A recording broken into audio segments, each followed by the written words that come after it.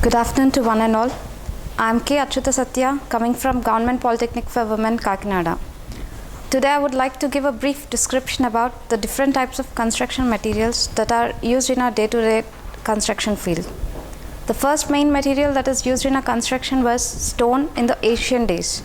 Stone is used as a load-bearing structure to transfer the load from the slab onto the wall and to the foundation. But nowadays the stone is replaced with a lighter material such as brick, which is prepared by the mixture of clay by molding and burning at a very high temperature. Now bricks are used in the construction of each and every building or every structure. You can construct as many stories of structures using brick rather than a stone.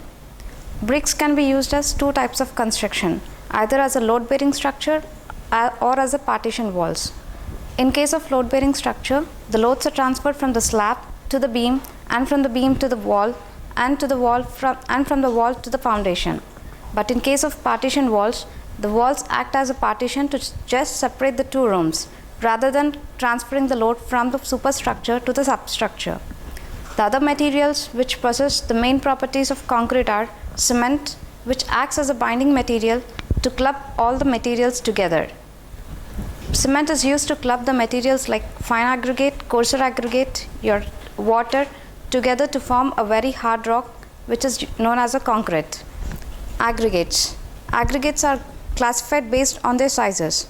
The aggregates which passes through 4.75 mm sieve are known as fine aggregate, and which are retained on 4.75 mm sieve are called as coarser aggregate.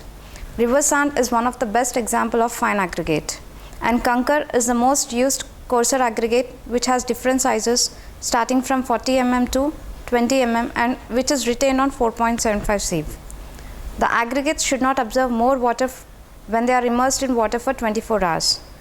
These materials are clubbed together or binded together with the help of a cement, which when reacted with water starts chemical reactions and bounce like a very hard material.